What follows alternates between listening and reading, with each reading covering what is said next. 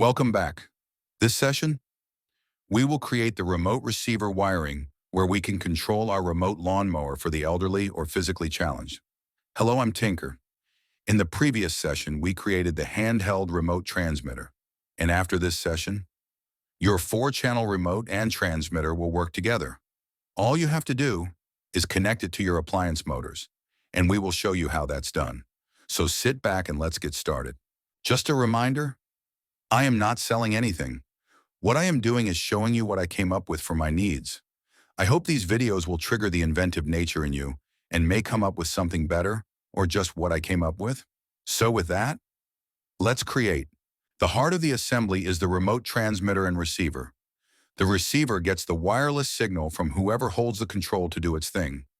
One thing we have to realize is that it's all low voltage and low current, so we will use the receiver to trigger a higher voltage and current device, namely the motor.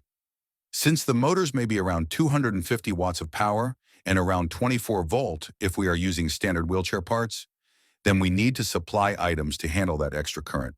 So we are talking about 11 amp per motor, and the receiver is barely capable of handling 10 amps according to the manufacturer.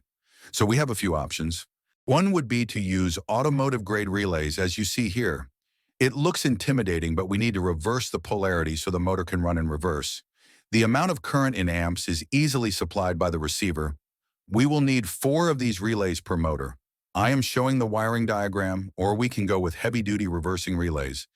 That uses a lot more current, and our receiver should handle it. But I recommend putting a diode in the circuit to protect the inductive kickback, or the receiver's relay could get fused together.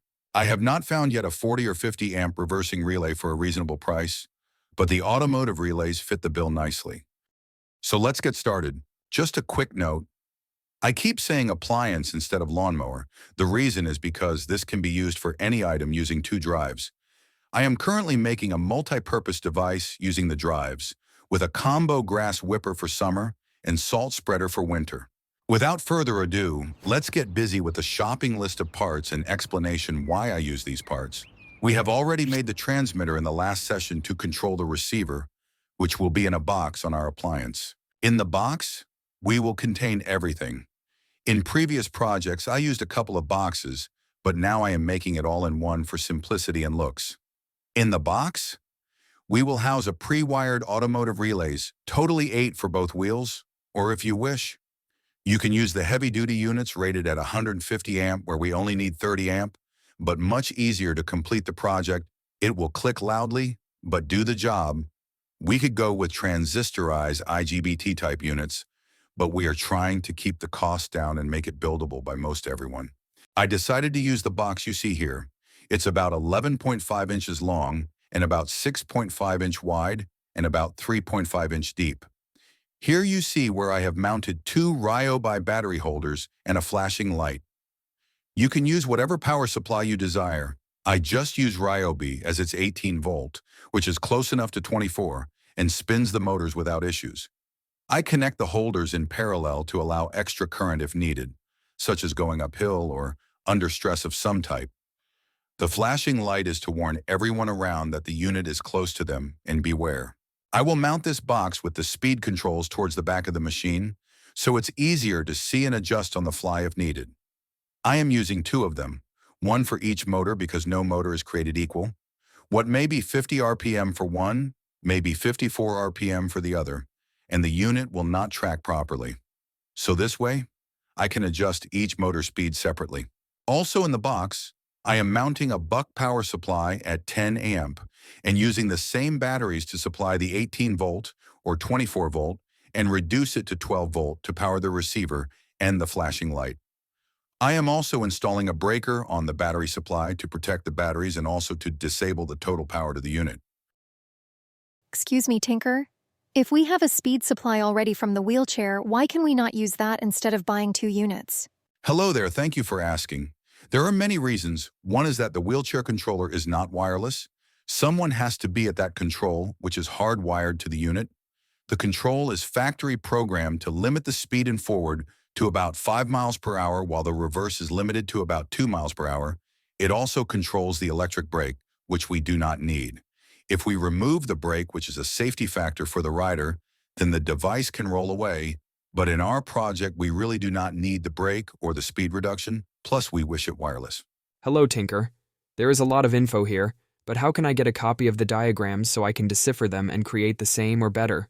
Thank you for your question. I put the diagram information on a web page so you can view and copy and modify as you wish. It is www.inohv8.info/tinker. Hello, Tinker. Just curious, how does the speed control work? Hello. The speed control is what is called a pulse width modulator type speed control, which actually pulses the voltage and current at many times per second. The farther the pulses are apart, the slower the motor will turn, the closer they fill the space. This allows the motor to go faster. This will only work on a brush-type DC motor, which is typical for a wheelchair motor. This is the base of a Class 3 electric wheelchair. The items circled in red are the batteries that we do not need. They are typically 12-volt batteries, 2 of them. Connected in series to deliver 24 volts, we are removing them and is an easy disassembly, or simply use the frame complete for your robotic or automated appliance. What I will do now is get Sparky to install the control box and give our test unit a test. Stand by. For this project, we use the smaller motors as they are lighter and use less room. We welded a frame together and put caster wheels on the front for this tryout. However, since these motors have been sitting in the shop for a while, it seems that one of the motors now has an issue. It may be a bad gear or broken magnet. Either way, listen to what it sounds like.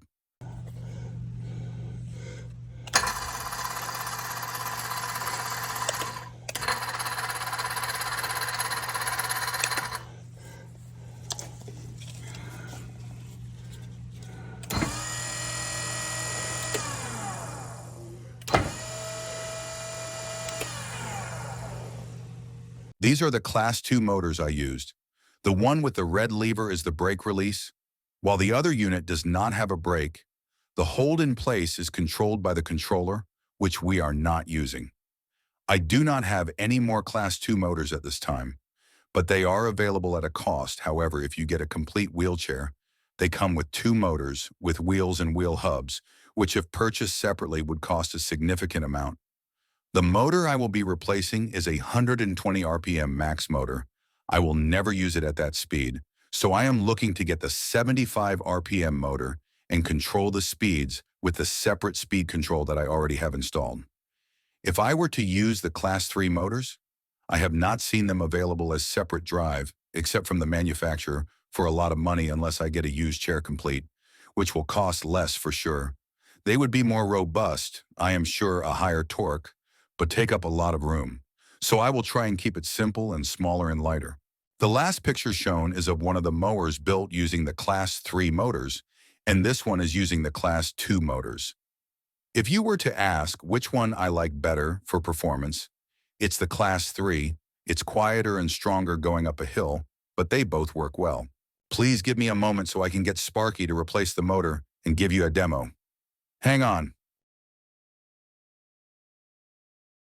Hello, Tinker. What if I am making an appliance that you need more than 4 channels? Thank you for asking.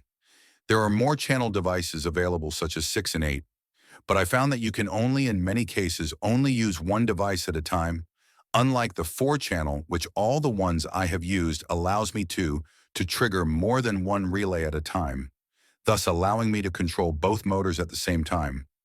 What I ended up doing in the case of my remote snowblower, I used 2 4-channel receivers and 2 transmitters, which even though run on the same frequency, allows you to separate the devices or program them to work independently. So I have 4 channels for my motors and 2 channels for the auger engage, release, and 2 channels for the snowshoot direction left and right. Also, please note that the higher channel transmitters have a built-in 12-volt battery, which can be a nuisance. As for simplicity, we are using 9-volt with a 3-volt regulator. Okay, it looks like Sparky replaced the motor. The original motors were 120 RPM, and we were able to get 75 RPM motors for a very good deal. So we replaced both, and both work well. Since I was hoping to use this unit to spread salt over the winter where necessary, I may in fact have to put tire chains on, but we'll cross that bridge when we get to it. Stay tuned for the next in our series, which will be modifying a snowblower to run by remote control. I hope you enjoyed this session and got the juices going. If you have any questions, contact me, and don't forget the wiring diagrams are on www.innovate.info/tinker. Until we meet again, I am the Tinker.